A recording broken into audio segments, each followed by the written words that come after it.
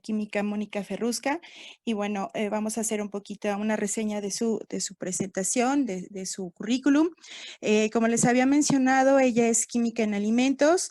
Ella actualmente es una consultora independiente en sistemas de inocuidad alimentaria, como es FCC 22000, ISO 22000, SQF, sistema HACCP y bueno, buenas prácticas y todo lo que involucra los sistemas de inocuidad alimentaria.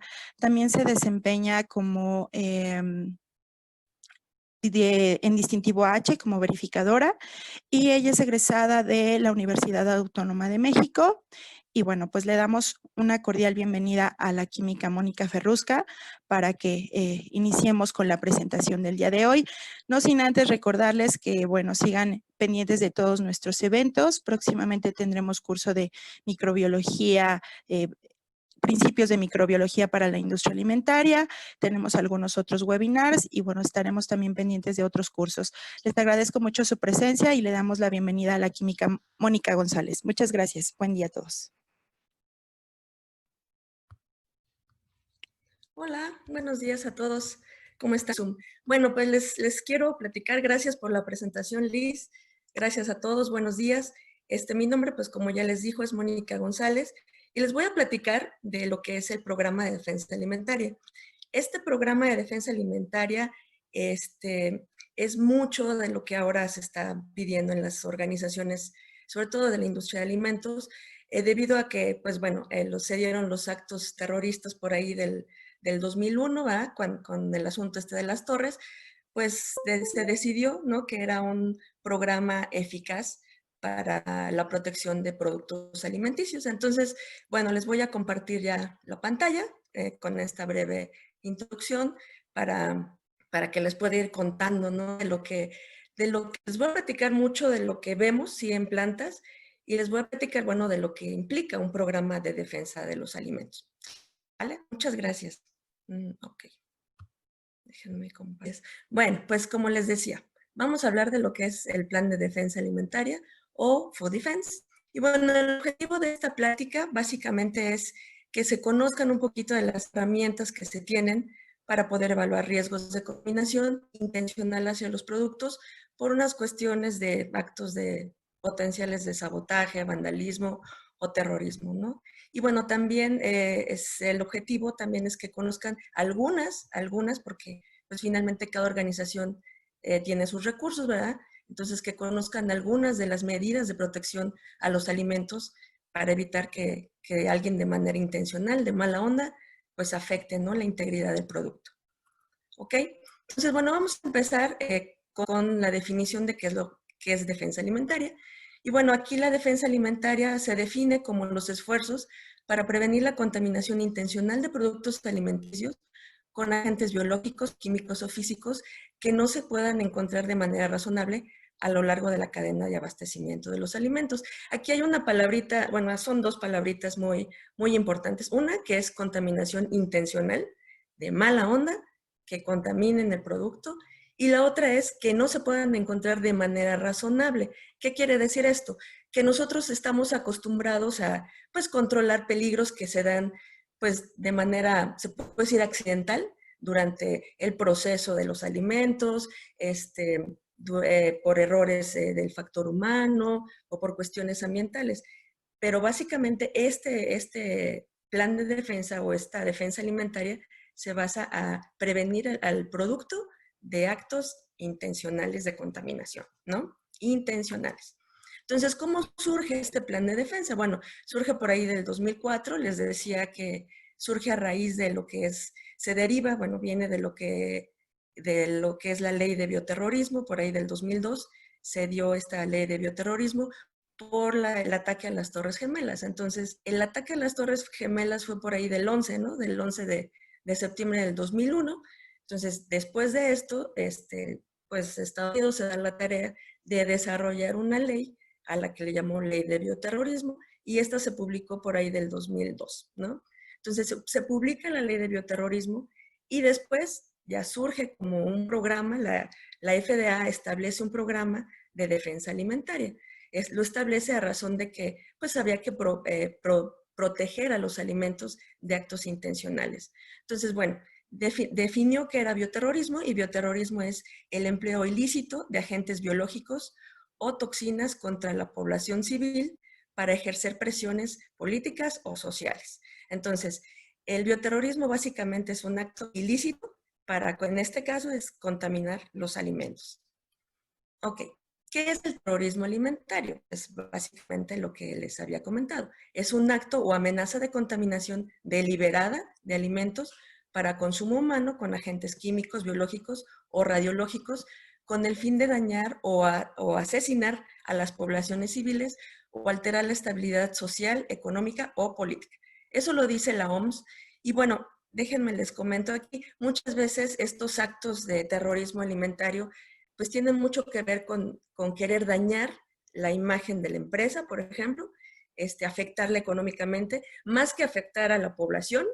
Es el objetivo se ha dado mucho en función de afectar la imagen de las empresas, ¿no? Entonces, bueno, vamos a ver cuáles son esos, algunos de los casos que se dieron por ahí en 1984. Los miembros de una secta en Oregon contaminaron con salmonela las ensaladas que están expuestas en barra de autoservicio de un restaurante. Y bueno, el resultado, bueno, la intención de esto era afectar las elecciones locales, ¿no? Entonces, imagínense, con esto, pues se enfermaron 750 personas y 45 fueron al hospital. En 1996, donas y panqueques, contenidos en una charola, fueron contaminados con Shigella, disenteriase tipo 2, y la causa pues fue un ex empleado descontento. Estas cosas se suelen pasar muy, muy seguido. Muchas veces nos encontramos con colaboradores que no están como que muy a gusto, ¿no? O se sienten como que muy presionados por la cuestión de tengo que estar bien, tengo que hacer las cosas bien, porque los de calidad, porque entonces muchas veces llegan a sabotear, ¿no? Auditorías precisamente con el fin de dañar, ¿no? A la empresa. Entonces, el efecto que tiene un empleado descontento, pues puede llegar hasta estos niveles, ¿no? De contaminar el producto, pues de manera intencional, ¿no? Y bueno, en el caso de las donas, pues imagínense, el resultado fueron 12 empleados que sufrieron una severa infección gastrointestinal y 4 fueron hospitalizados, y aquí pues no hubo muertos tampoco. En el 2003, en un supermercado, 200 libras de carne molida fueron contaminadas con un insecticida formulado con nicotina. Otra vez, la causa fue un empleado descontento, y el resultado fueron 92 personas que se reportaron enfermas luego de consumir esta carne. Entonces, otro acto por ahí del 89, pues fue de una amenaza de uvas chilenas que se contaminaron con cianuro, que bueno, que se iban a exportar a Estados Unidos. Entonces, aquí el asunto fue más que nada político, económico, y bueno, fue causado por un grupo terrorista, ¿no? Y provocó varias pérdidas en función de dinero, ¿no? 200 millones de ingresos perdidos. Entonces, si se dan cuenta, bueno, que son casos que sí se dan en las empresas, más otros tantos de los cuales pues no sabemos, ¿verdad? Entonces, bueno, aquí cuál es la diferencia. Sí es importante para mí también mencionarles cuál es la diferencia de un plan de defensa alimentaria y de lo que implica la seguridad alimentaria. Muchas veces lo confundimos porque decimos seguridad alimentaria pues tiene que ver con la protección del alimento. Sí, pero la seguridad alimentaria tiene que ver más con situaciones de inocuidad, de contaminación de alimentos que son causados de manera accidental, ¿no? Entonces, bueno, aquí definimos bien esas dos posturas, y dice aquí, bueno, la defensa alimentaria consiste en tomar medidas que reduzcan las posibilidades de que alguien contamine, otra vez, intencionalmente, el suministro de alimentos a fin de matar o perjudicar a personas, desbaratar nuestra economía o arruinar a la empresa. Y en el caso de seguridad alimentaria, que bueno, es un tema que muchos ya conocemos también, y bueno, la seguridad alimentaria consiste en tomar medidas también que reduzcan la posibilidad de contaminación de los alimentos de manera accidental. Entonces, para el caso de la defensa alimentaria, bueno, pues le vamos a llamar bioterrorismo, y en el caso de seguridad alimentaria, pues para eso tenemos HACCP y otros esquemas de inocuidad como SQF, como BRC, como FSC 22000, ¿no? Entre muchos otros. Entonces, esa es la diferencia entre lo que es defensa alimentaria y seguridad alimentaria o inocuidad alimentaria. Entonces, ¿quién podría adulterar un producto alimenticio? ¿Quién? Entonces, dijimos que empleados resentidos, que ya vimos que sí sucede. Muchas veces la cuadrilla de limpieza, también muchas veces contratamos, ¿no?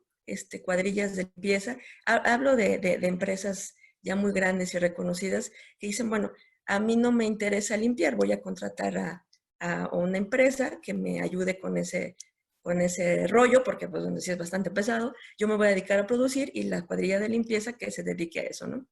Pero muchas veces pues tienen mucho al alcance productos químicos y de esa manera también pueden contaminar los alimentos de manera intencional, ¿no? Contratistas también, bueno, pueden estar contratistas, personas que van a hacer algún tipo de trabajo en lo que es infraestructura, mantenimiento, y pues también llevan herramientas, llevan accesorios que, bueno, de mala onda pueden causar la contaminación de un producto. Y bueno, también están los empleados temporales. Hay quienes dicen, no, bueno, pues a mí no me gustó esto, entonces ahí quédense con su producto, con su alimento y se los voy a contaminar, ¿no? Para que vean lo que se siente. Y se van, ¿no? Entonces, bueno, digo, parece como que de risa, parece como que estuviera exagerando, pero sí nos hemos encontrado casos de esos, ¿no? En el caso de adulteraciones por agentes externos, pues pueden ser grupos organizados de terroristas, pueden ser los choferes de los camiones, otra vez contratistas, proveedores también, proveedores que, bueno, aquí lo pone como sospechosos. Los proveedores muchas veces pueden ser los nexos con personal interno o conocidos de personal interno que ya tengan un plan estratégico para contaminar los alimentos, ¿eh? Y bueno, se dan casos. Y algunos visitantes. Entonces, bueno, el objetivo pues es causar daño, pánico, desconfianza y por supuesto pues dañar la imagen, ¿no? de la empresa. Ese es el objetivo de estas personas, ya sea de internas o externas. ¿Cuáles son los agentes agresores o a qué le llamo peligros o amenazas que pueden contaminar mis productos? Tenemos agentes biológicos, que bueno, son los mismos que conocemos desde siempre. Son bacterias, pueden ser toxinas, pueden ser virus, pueden ser parásitos. También están los agentes radiológicos, que pueden estar en forma líquida o sólida. Y bueno, estos son amenazas poco comunes porque, bueno, ¿quién va a estar comprando uranio, ¿no? ¿Quién va a estar comprando un agente radiológico? Porque, dicho sea de paso, son bastante caros para contaminar un producto, ¿no? Entonces, bueno, también están los agentes químicos. Los agentes químicos pueden ser, entre otros, compuestos de limpieza, productos más bien químicos que se utilizan dentro de los laboratorios. También pueden ser los famosos plaguicidas, herbicidas y todos aquellos que terminen en cidas. Entonces, pueden también ser causantes de contaminación de los alimentos. También están los agentes físicos. Pues aquí en agentes físicos están igual los mismos que conocemos, ¿no? Vidrio, madera, materiales, metales, ¿no? Nos hemos encontrado que de repente el personal, y muchos no me van a dejar mentir, muchas veces el personal de mantenimiento deja ahí la tuerquita, deja ahí las pinzas, entonces no puede faltar ahí un vival que quiera contaminar el alimento y aviente la tuerquita. Pasa. Entonces, bueno, esos son los agentes físicos, químicos, biológicos y radiológicos que pueden causar una contaminación intencional también del alimento. ¿Qué factores intervienen en la defensa alimentaria? Bueno, intervienen los tipos de agresores, que bueno, comentamos aquí que pueden estar pues motivados por dañar la imagen de la empresa, por dañar o sabotear al de calidad, ¿no? Que no sé por qué, pero siempre los de calidad tenemos imán para esas personas que no quieren adaptarse, ¿no? A los procedimientos. Pues que estas personas, por ejemplo, los agresores, conocen muy bien el producto, también es una motivación, saben en qué etapa del proceso pueden contaminar el alimento. También, pues, los materiales, también acceso a una cantidad suficiente de contaminante. Les decía hace un momento de las personas de limpieza, ¿no? Que pues tienen todos los productos químicos a su disposición. Entonces, bueno, ellos tienen una gran disponibilidad de tomar cualquiera, ¿no? Otro tipo de agresores, bueno, pues es el personal molesto, criminales, manifestantes, activistas subversivos y terroristas. No se rían, suena como exagerada, ay, terroristas, pero pasa. Digo, es difícil encontrar, porque generalmente tenemos la idea que un terrorista pues trae escafandra y no necesariamente, pero sí hay. Entonces, abusados con esos terroristas, ¿no? También, bueno, estos terroristas tienen sus tácticas, también se las saben muy bien. Un factor importante es lo que les decía, que conocen muy bien el producto. Entonces, por ejemplo, una táctica que tienen ellos es pues que tienen nexos, ¿no? Con personas por ejemplo, mucho en formulación, ¿no? Formulación de productos, pues a quien quiere hacer daño, pues llega, adultera bueno, contamina la fórmula o parte de la fórmula y es un nexo interno, ¿no? Que tienen para poder contaminar el producto.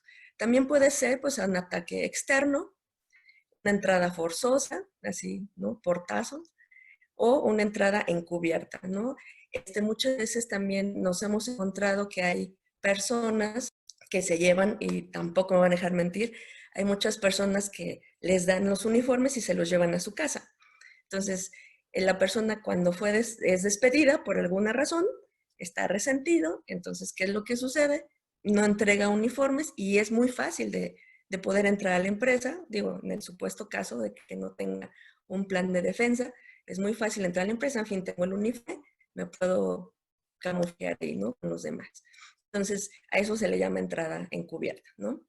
Y bueno, otro factor que influye en esta situación de bioterrorismo, ataque terrorista, pues es que la actitud de los empleados tiene mucho que ver, porque muchas veces así como que, ay, curso de defensa con Mónica, no, curso de seguridad, ay, entonces, qué flojera, ¿no? Apatía de los...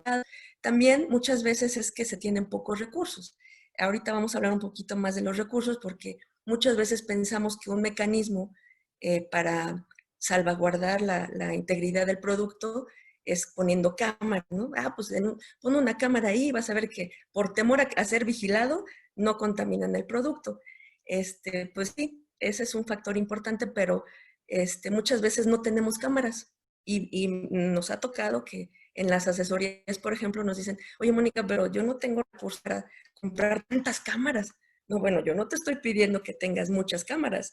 Lo que te estoy pidiendo, lo que te pide el plan es que tengas medidas o mecanismos que te permitan proteger el producto, ¿no? Pero bueno, un factor importante también es eso de los recursos. También hay otro factor que es la falta de conocimiento. Bueno, si no conozco las políticas de la empresa, las políticas de ingreso, si no conozco el código de colores para cuestiones, por ejemplo, de los uniformes, pues pasa desapercibida la persona que quiera hacer un ataque intencional al producto, ¿no? Entonces, bueno, hay también personas que no están comprometidas y bueno, pues a mí no me interesa y pues veo una actitud sospechosa en almacén, pero que las arreglen los de calidad y el jefe de almacén. Yo a mi trabajo. Pasa, ¿no? Ok. ¿Cuáles son los alimentos con mayor riesgo de actos intencionados? Bueno, los alimentos que pues tienen grandes lotes, ¿no? Un alto número de consumidores, o más bien que puede llegar a varios consumidores. También alimentos que tengan una mezcla uniforme que se puede contaminar todo el lote. Por ejemplo, hablo en el caso de empresas empacadoras, por ejemplo, donde tienen los batch para lo que es la emulsión, ¿no? Para las salchichas, los jamones. Por ejemplo, esos son batch muy grandes. Entonces, ahí es bien fácil que si no están protegidos, no tienen algún sello, pues es muy fácil poderles introducir algo, ¿no? En el caso de establecimientos como comedores industriales, por ejemplo, pues en las famosas marmitas, ¿no? Ahí tienen el caldo de pollo, la famosa sopa de verduras, los frijoles, ¿no? Entonces, si yo quiero contaminar, ahí puedo echar algo, ¿no? Entonces, por eso dice que esos son los alimentos con mayor riesgo. Otro alimento con alto riesgo de contaminación intencional, pues es alimentos que tienen corta vida de anaquel. Entonces, ¿qué es lo que pasa con estos alimentos? Bueno, lo que sucede es que no te da tiempo de reaccionar, o sea, se consume tan rápido que cuando tú ya te das cuenta que ese se contaminó, pues ya el producto ya se consumió, ya está, pasó a mejor vida, ¿no? Entonces, ahí ese también es un riesgo. Y bueno, también otro alimento con mayor riesgo es los productos envasados sin sello de seguridad o garantía de inviolabilidad, ¿no? Es muy fácil abrir el producto, no tiene sellos, no se refuerza el empaque, entonces es muy fácil con una navajita abrirle y meterle algo, ¿no? Entonces es importante considerar también estos alimentos porque son muy susceptibles pues, de contaminación intencional. ¿Cuáles son las metas o a qué quiero llegar con este asunto de la defensa de alimentos? Bueno, de entrada, como les mencionaba, pues es prevenir un ataque, un ataque intencional de contaminación al producto, ¿no? Prevenir lo más posible, tener una respuesta rápida y eficiente, ¿no? Perdón, porque en caso de que, pues, tenga informes o reportes de que el producto va contaminado, haga mi trazabilidad del producto y no fue durante el proceso, entonces, pues entonces tengo que saber en dónde se pudo haber contaminado de manera intencional. Entonces, el plan de defensa me permite identificar, ahorita van a ver cómo, identificar cuáles son mis áreas más vulnerables, cuáles son mis etapas del proceso más vulnerables. Entonces, sobre eso tengo que establecer mis medios de control, ¿no? Entonces, bueno, otra meta que tiene este plan de defensa, pues es recuperar rápidamente la confianza del cliente en el abasto de alimentos. Entonces, pues nos dejamos llevar muchas veces por la marca y si hicimos que sufrieron un ataque intencional de producto o que tuvieron una crisis por una contaminación intencional del producto, dices, pues entonces, ¿qué controles tienen? ¿Qué tan fácil es entrar a la empresa? ¿Qué tan fácil es entrar a las instalaciones? Entonces, como que te pones a dudar, ¿no? Entonces, bueno, el plan de defensa tiene esas metas, ¿no? Esos objetivos.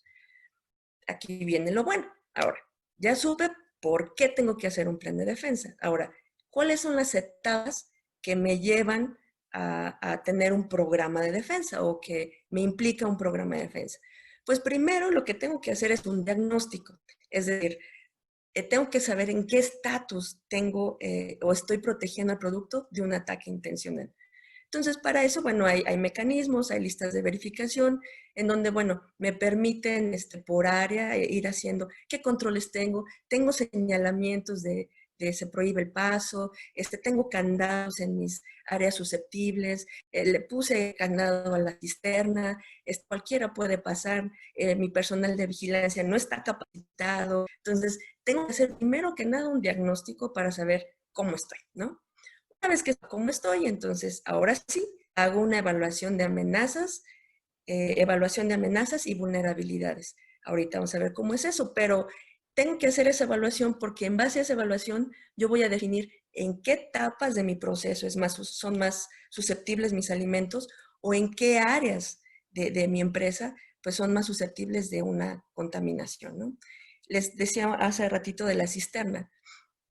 En el caso de la cisterna, ustedes saben que al agua se le pega todo. Entonces, bueno, imagínense que llegamos al establecimiento, eso es muy socorrido, llegamos al establecimiento y resulta que vamos a evaluar la cisterna, ya es un requisito, evaluamos la cisterna, no tiene candado, sí está muy pintada, sí está bonita, pero no hay candado, el área de la cisterna no está protegida, no hay una cámara, entonces cualquiera puede ir y contaminar el agua con lo que quiera, ¿no?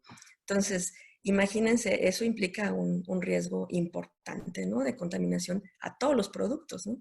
Entonces, bueno, el análisis de amenazas, perdón, la evaluación de amenazas y vulnerabilidades te permite identificar esas etapas y esas áreas, esas etapas del proceso y esas áreas vulnerables, ¿no? Ok, una vez que identificaste cuáles son esas etapas, pues ¿qué haces? Pues implementas medidas de control, ¿no?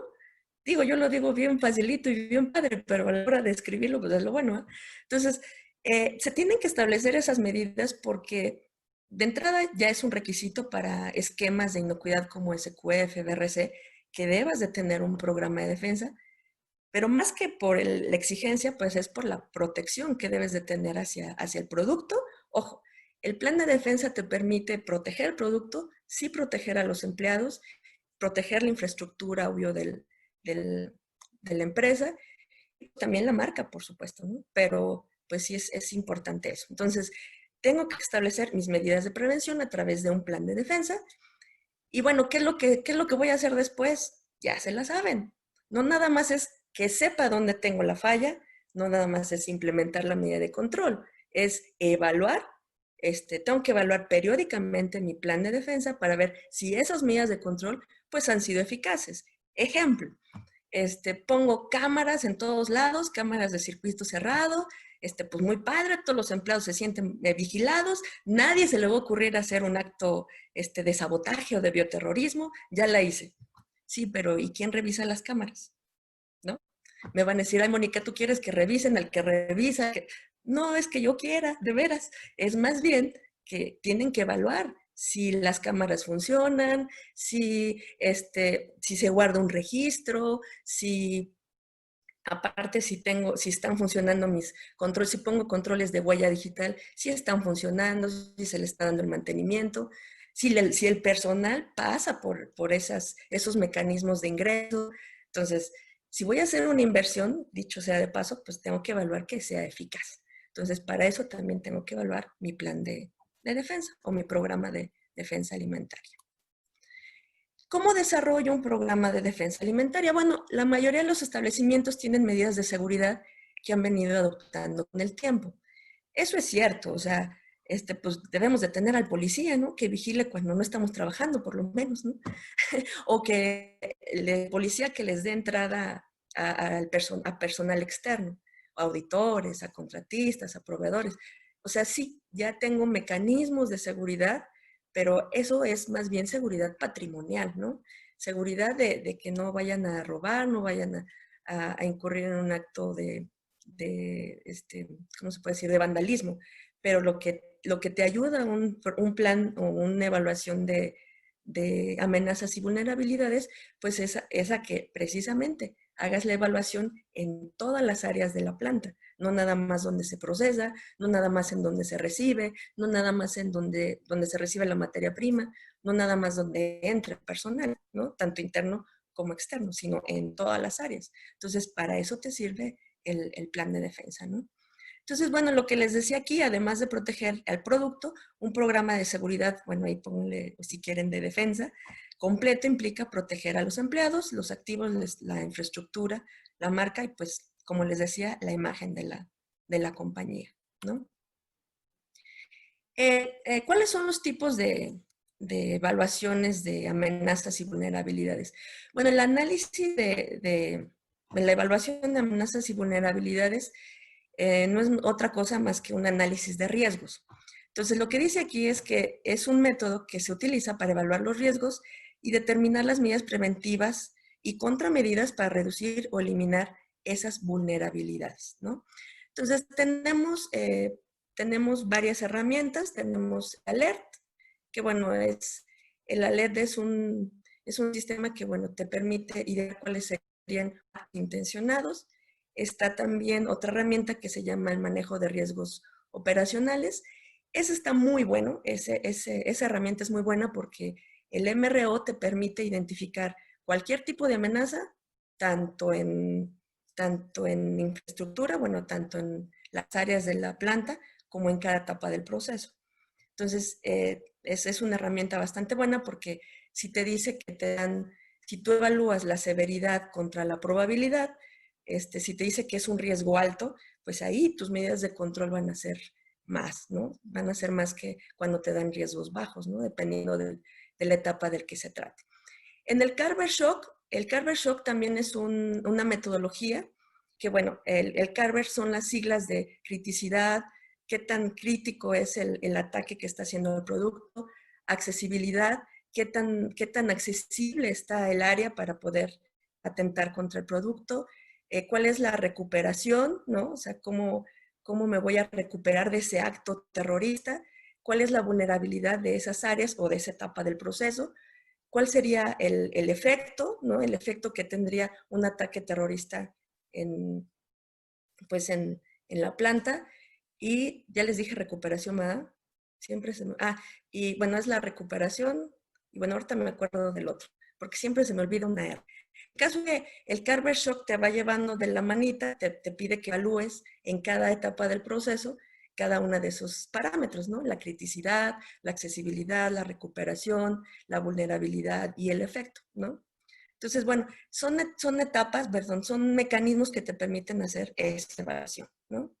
Entonces dice aquí, lo que es una nota importante, dice que no importa qué tipo de evaluación se utilice, siempre y cuando se maneje de la manera correcta. Entonces, tú puedes utilizar, hacer la evaluación de amenazas y vulnerabilidades con cualquiera de esos métodos. A título personal, yo les recomiendo el MRO porque es mucho más completo y te da mayor idea de qué es lo que tienes, en qué etapa tienes que poner pues más atención en cuanto a medidas de prevención, medidas de protección del producto. Ahora sí, desde hace rato le estoy diciendo que viene lo bueno. Bueno, ¿qué implica un plan de defensa alimentaria? Perdón, ¿voy bien con el tiempo? Liz, Moni, vas perfecto. No, no hay ningún problema. Tú te puedes extender todo lo que gustes para que compartas de tu conocimiento. Muchas gracias. Bueno, No te preocupes. al contrario, gracias a ustedes. Bueno, ahora sí, ¿qué debe de tener un programa o un plan de defensa alimentaria? Ya quedamos que el programa implica el diagnóstico, el análisis de vulnerabilidades, o bueno, la evaluación de amenazas y vulnerabilidades, las medidas de prevención. Entonces, mi plan de defensa debe de tener todos estos elementos. Es decir, tiene que ver con qué controles voy a o debo de tener para la entrada de los visitantes. ¿Qué controles o cómo voy a hacer la política del uso de los uniformes? ¿Cuál es el programa de investigación de empleados? O sea, tengo que investigar. ¿Cómo voy a saber si tengo el enemigo en casa? Bueno, pues tengo que hacer una investigación de los empleados, ¿verdad?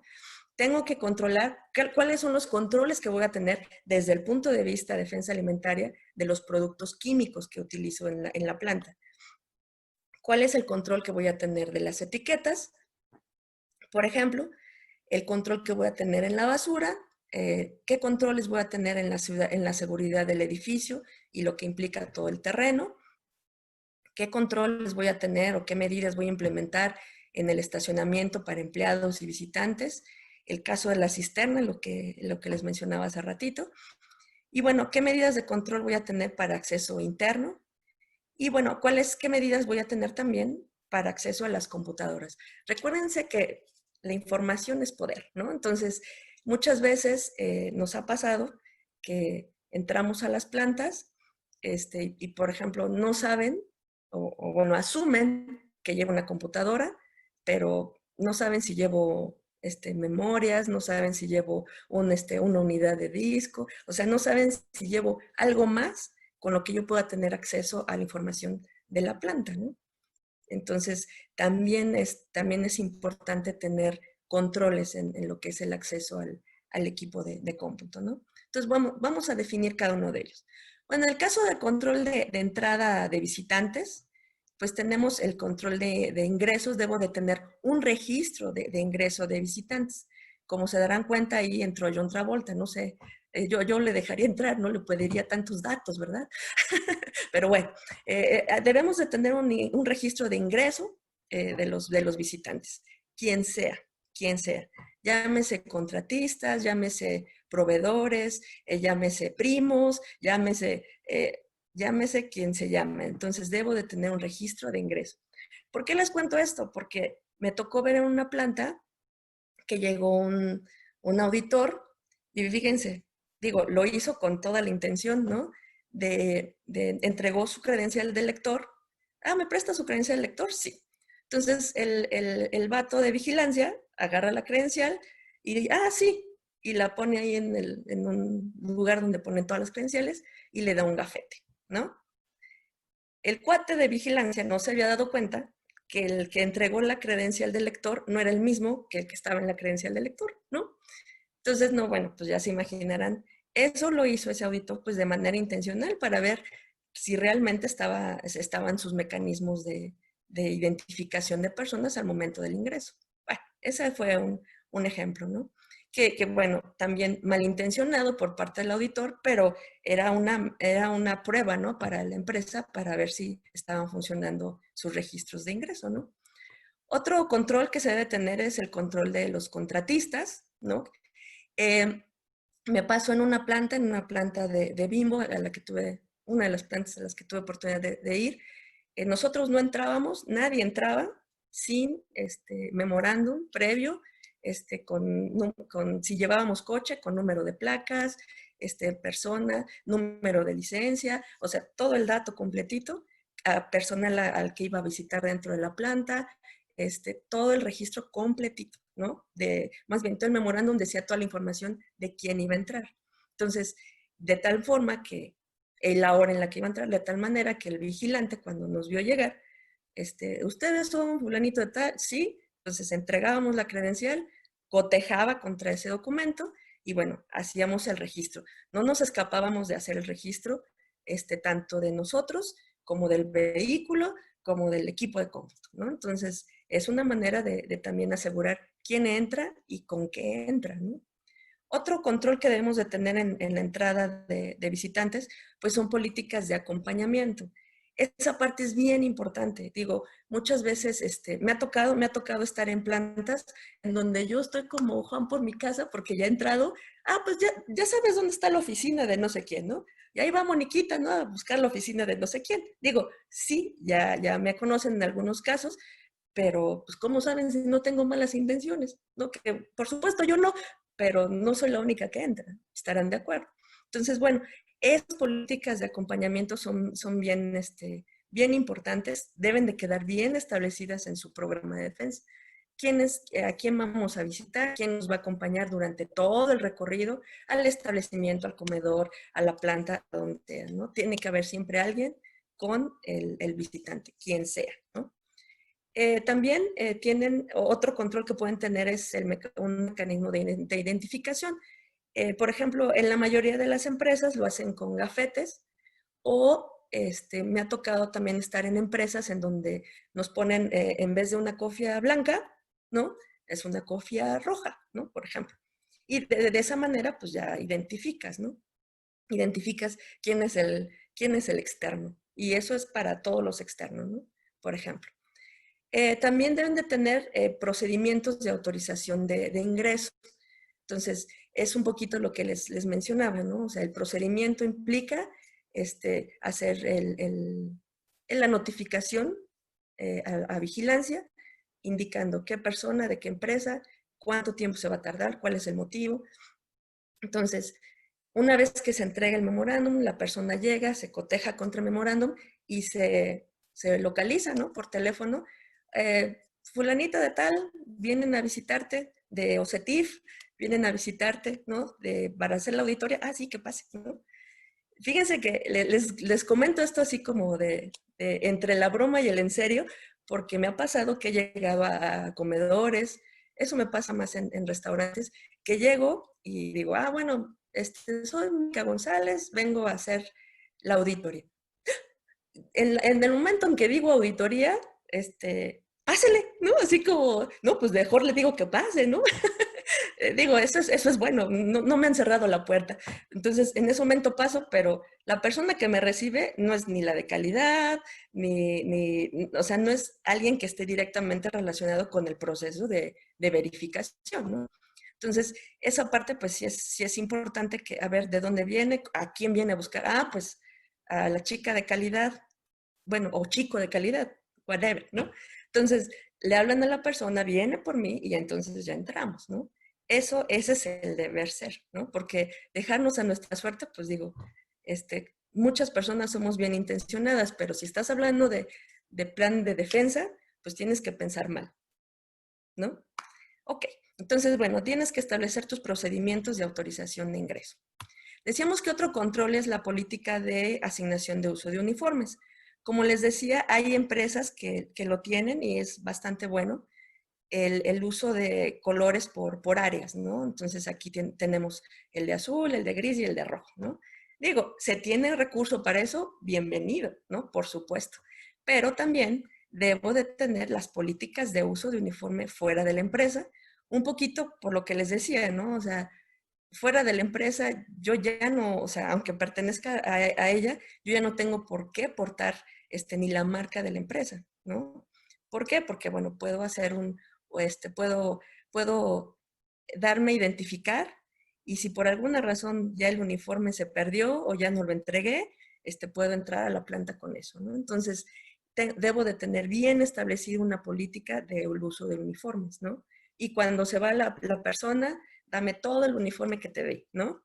En el caso de la industria de las empacadoras, está más controlado eso, está mucho más padre porque ahí necesariamente tienes que pasar por lavandería y eso es por requisito de la norma, ¿no? Sanitaria. Entonces, ahí sí, llegas, te pones tu uniforme, te identificas como externo, sales, entregas tu uniforme a la lavandería, el que te prestaron, lo regresas y ya, ¿no? O sea, ya ahí sí ya no hay tanta falla, ¿no? Pero bueno, sí debes de tener eso muy bien definido, ¿no? Cuando hablamos de políticas es documentado. Ah, el clásico, sí lo tenemos, sí lo hacemos. Ajá, ¿y dónde lo tienes documentado? ¿No?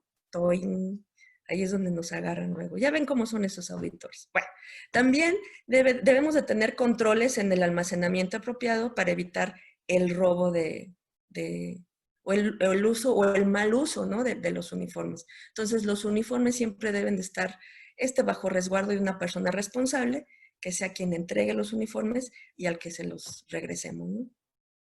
Y bueno, esa área también tiene que estar restringida por lo mismo. Si vamos a utilizar una política de uniformes, pues esa área también tendría que estar restringida. Le pongo su señalamiento, ¿no? De solamente personal autorizado, etcétera, ¿no?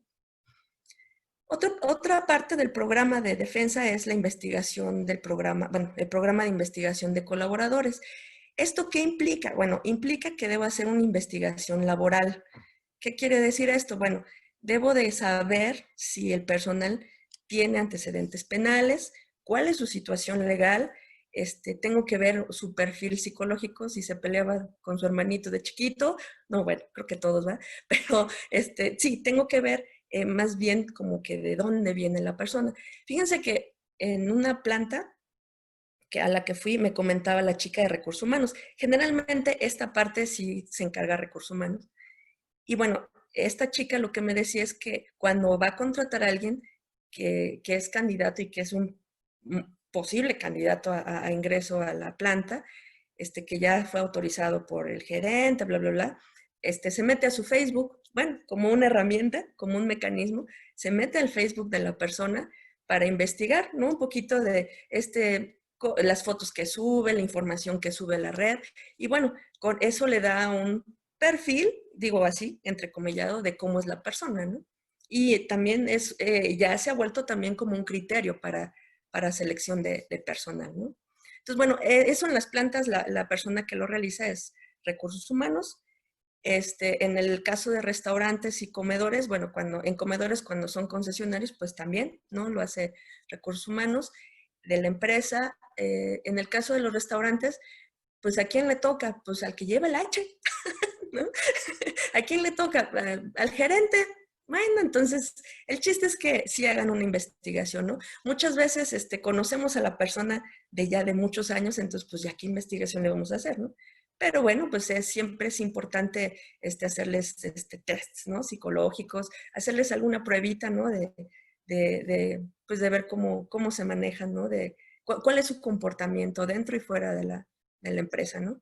Me ha tocado estar en empresas que para conocer un poquito más de sus colaboradores, pues hacen reuniones, organizan torneos, ¿no? De fútbol, que es más corrido, de básquetbol en algunos casos, pues precisamente para conocer un poquito de ese entorno, ¿no? Familiar. Entonces, son mecanismos que se tienen para hacer como que esas investigaciones, ¿no? También, bueno, otro mecanismo pues es la revisión de lockers, de mochilas y de cajuelas. Ahí sí, Eso nos lo pedían antes, bueno, nos lo piden desde siempre, pero con el programa de defensa, bueno, pues sí es importante, ¿no? Para saber qué es lo que guardan ahí en los lockers, lejos de la parte de los alimentos, que guarden químicos, que guarden herramientas, pues es también ver que lo que tienen ahí no sea una fuente o no sea un riesgo, ¿no? De contaminación intencional al producto.